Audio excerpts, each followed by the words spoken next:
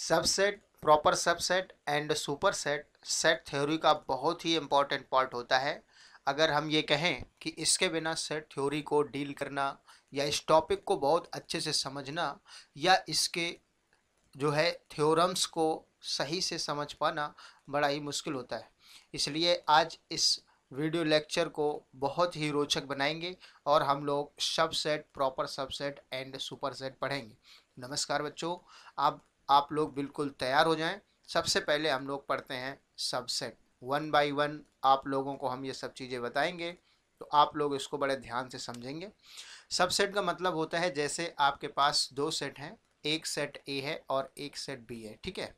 अब इस सेट में होगा क्या कि अगर मान लीजिए कि जैसे समुच्चय ए है तो इसमें कुछ ना कुछ तो एलिमेंट होंगे ही, और अगर इस समुच्चय के प्रत्येक अवयव समुच्चय बी में आ जाए तो उस समय ए बी का सबसेट बन जाएगा। और सिंबल की भाषा में इसको लिखा जाएगा ए is subset of B.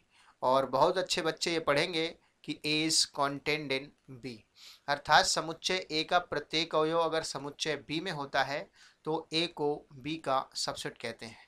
Important यहाँ पर यह है कि हमने बी सेट को देखा ही नहीं है, ठीक है ना। जैसे फॉर एग्जांपल हम एक एग्जांपल लें, अगर इसमें से हम लोग ले लेते हैं जैसे ए बी सी, और इसके बाद दूसरा सेट अगर ले लें आप, वहाँ पर एलिमेंट ले लें ए बी सी डी और ई, तो इस समय आप देख रहे हैं कि समुच्चय ए का जो प्रत्येक एलिमेंट है वो बी में है, लेकिन यहाँ पर बी को नज़रअंदाज किया जा रहा है, बी को हम लोग देख ही नहीं रहे। तो उस समय ए का प्रत्येक अवयव बी में अगर है तो ए को बी का सबसेट कहते हैं। यहाँ पर इसको सैम्बल के रूप में अगर लिखा जाए, शैम्बोलिकली, ये मोस्ट इम्पॉर्टेंट होता है, क्योंकि अगर आप लोग डीपली सेट थ्योरी पढ़ना चाहते हैं तो सैम्बल में पढ़ना इसको ज़रूरी होता है। तो आप लोग अगर ऐसा देख रहे हैं कि फॉर एवरी, इस सिंबल को कहते हैं फॉर एवरी, और अब आप लोग ले रहे हैं इस सेट ए का प्रत्येक अवयव बी में देख रहे हैं, अर्थात for every x belongs to A. इसका मतलब ये हुआ कि अगर आप सेट का प्रत्येक अवयव, सेट ए का प्रत्येक अवयव सेट बी में है, इस चीज़ को हम लोग बोलते हैं implies by x belongs to B. तो इस चीज़ का मतलब ये हुआ कि सेट ए का प्रत्येक अवयव सेट बी में है, तो इसका मतलब ये हो जाता है कि ए इज कॉन्टेन्ड इन बी, अर्थात ए बी का सबसेट होगा। बच्चों इस समय जो है आप लोग इसको जो है वेन डायग्राम, वैन एक बहुत ही महान मैथमेटिशियन है और उन्होंने हम लोगों को एक ऐसा रास्ता बताया है जिससे हम लोग सेट थ्योरी को बहुत ही आसानी से समझ सकते हैं।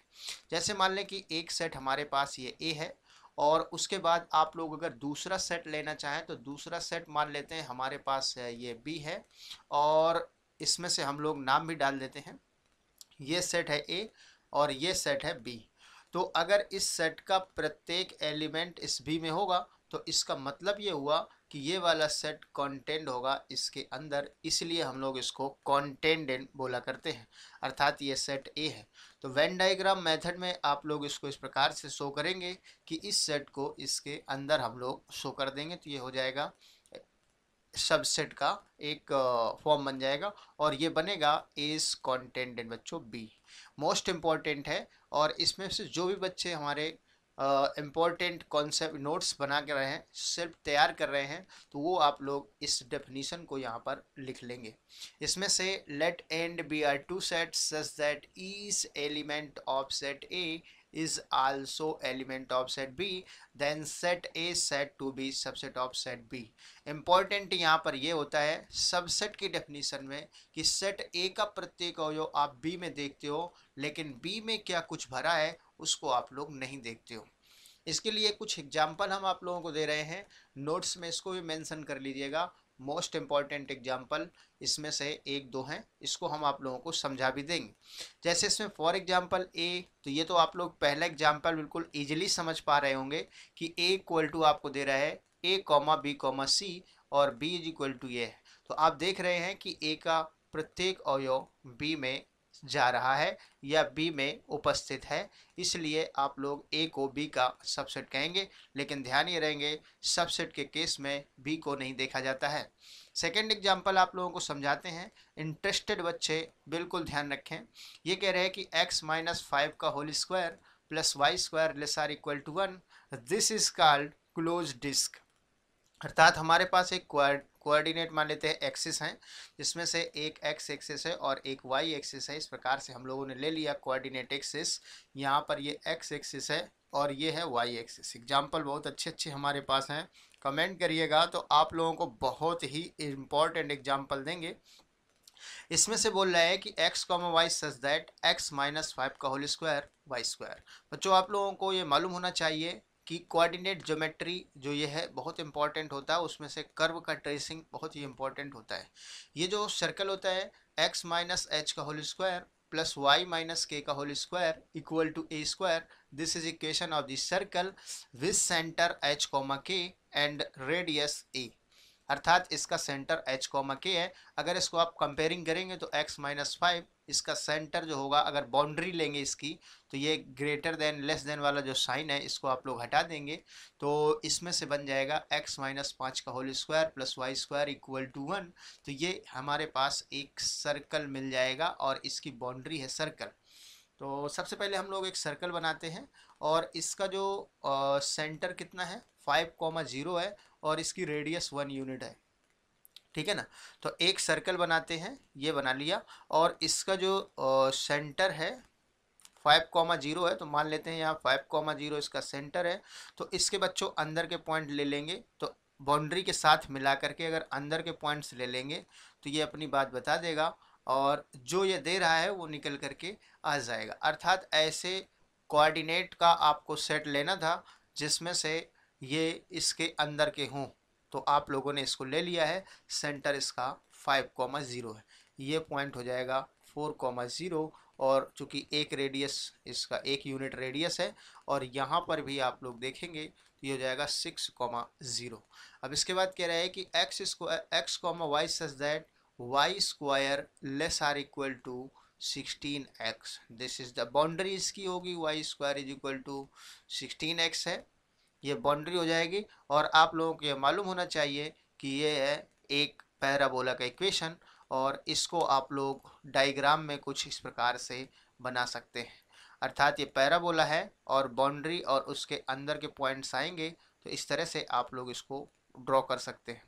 तो इसमें से अंदर के पॉइंट्स लिए जाएंगे और इन दोनों के जो कॉमन पॉइंट्स होंगे, आप देख रहे हैं कि अगर हम लोग ये जो सर्कल वाला आप लोगों ने क्लोज डिस्क लिया है, ये इसको सेट ए कहो और इसको अगर बी कहें, तो यहाँ पर आप लोग देख रहे हैं ए इज कंटेंड इन बी। आप लोग इसको अपने नोट्स में मेंशन कर सकते हैं, ठीक है ना।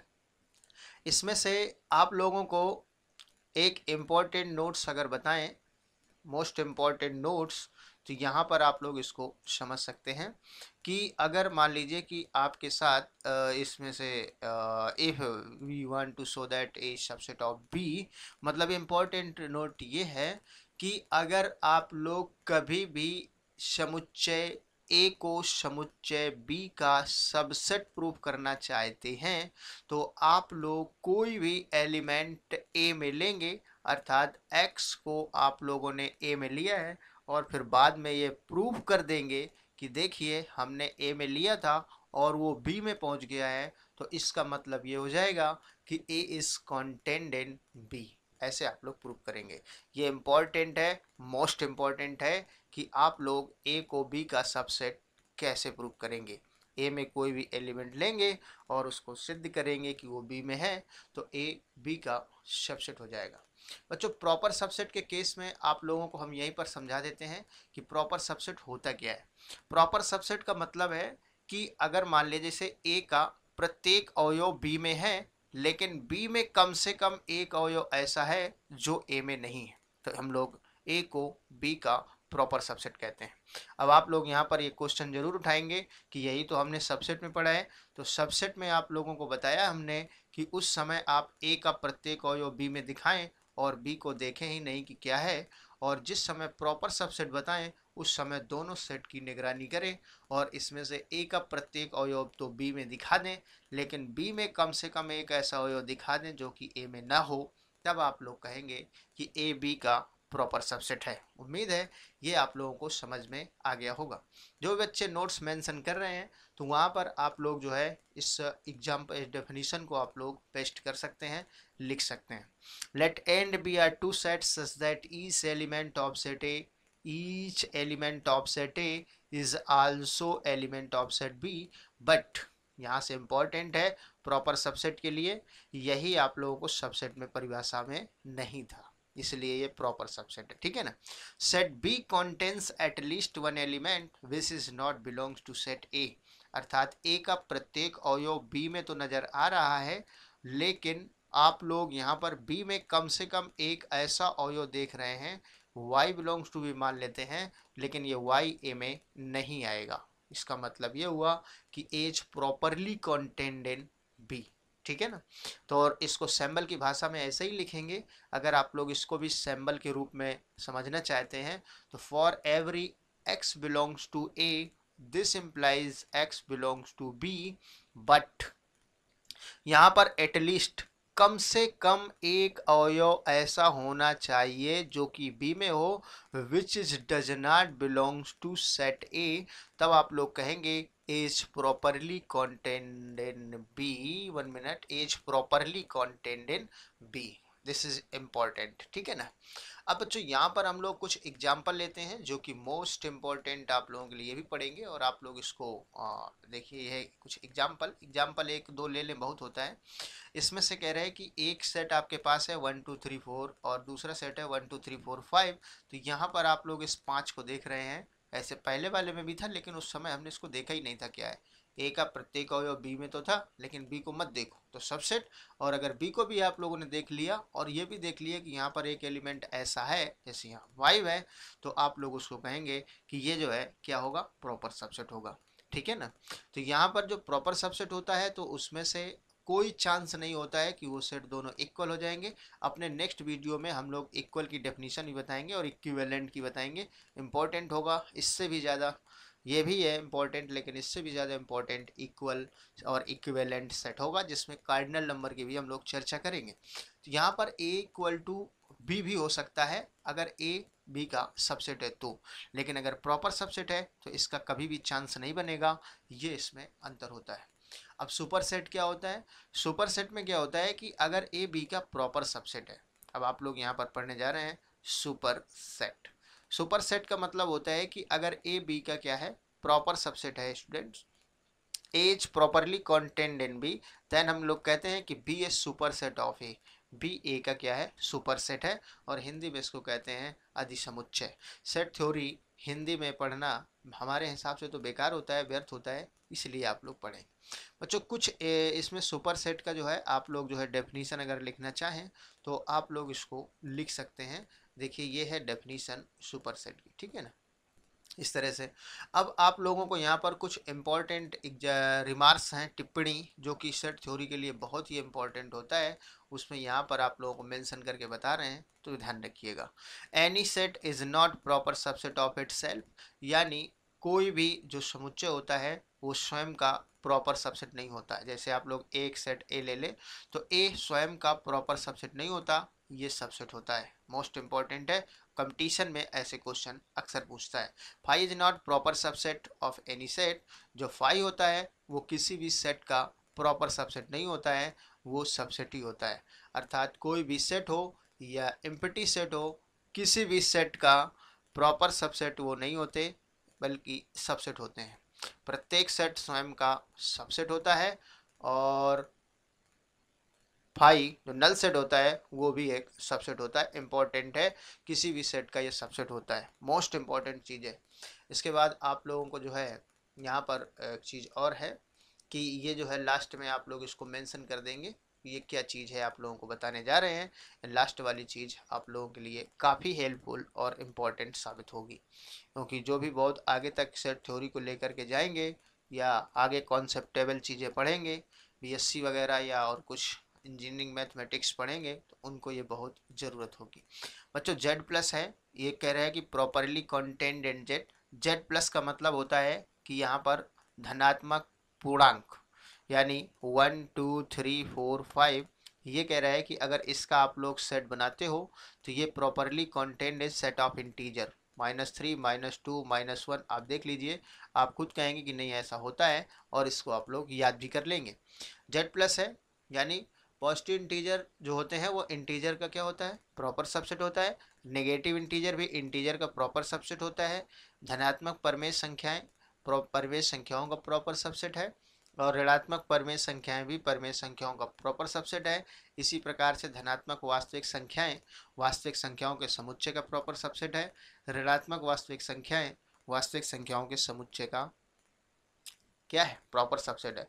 तो यहाँ पर जो ये मेन रिजल्ट आता है, अर्थात सेट ऑफ नेचुरल नंबर में आप लोग जानते हैं कि 1 2 3 4 5 ये सब होता है। और उसके बाद सेट ऑफ इंटीजर में भी आप लोग जानते हैं कि -3 -2 और -1 है। और इसके बाद 0 1 2 3 ये सब होता है। तो देख रहे हैं कि नेचुरल नंबर का पूरा एलिमेंट इसमें से जा रहा है इस तरह से। और यहाँ पर जो रेशनल नंबर्स होते हैं उसमें से पूरा इंटीजर का सेट आ जाएगा, p/q के फॉर्म में होते हैं, ये भी आप लोग समझ सकते हो। और जो रियल नंबर होते हैं वो रेशनल और इरेशनल दोनों का यूनियन होता है। तो आप लोग ये जान ही सकते हैं कि इसमें रेशनल और इरेशनल दोनों सबसेट होते हैं, प्रॉपर सबसेट होंगे रियल नंबर के। और कॉम्प्लेक्स नंबर अभी तक हम लोगों ने सबसे बड़ा नंबर पढ़ा है जिसमें ये कॉम्प्लेक्स नंबर है, सारा सेट आ जाएगा। अगर आप लोग चाहें तो इसको एक डायग्राम से भी रिप्रेजेंट करके बता सकते हैं, एक दूसरे को आप लोग दिखा सकते हैं। जैसे मान लेते हैं कि हम लोगों ने यहाँ पर लिया एक ये नेचुरल नंबर का सेट है, ठीक है ना। और उसके बाद जो है दूसरा आप लोगों ने ले लिया ये इंटीजर का सेट है। तीसरा आप लोगों ने ले लिया ये रेशनल नंबर का सेट है। और चौथा आप लोगों ने ले लिया ये इरेशनल नंबर का सेट है। पांचवा आप लोगों ने ले लिया ये किसका सेट है, ये रियल नंबर का सेट है।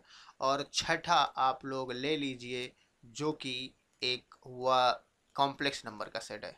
मतलब कुल मिलाकर के इस डायग्राम से आप लोग ये समझेंगे, ये जो डायग्राम आप लोग देख रहे हैं इस डायग्राम से आप लोग बहुत अच्छी चीज़ समझ सकते हैं कि नेचुरल नंबर मान लीजिए यहाँ पर है, तो फिर पूर्णांक यहाँ पर होंगे। उसके बाद यानी कि ये जो सर्कल देख रहे हैं ये सर्कल है पूर्णांक का। इसके बाद ये सब रेशनल नंबर होगा, और यहाँ पर आप लोगों ने लिया इरेशनल नंबर, तो ये सब मिल करके बनेगा रियल नंबर। और इसके बाद मिलेगा आप लोगों को complex number. This is important thing. ये डायग्राम भी आप लोग फेयर कॉपी में मेंशन कर सकते हैं।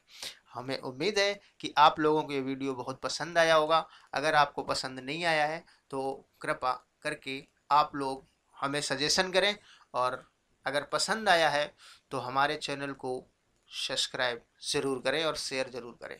Thanks for watching.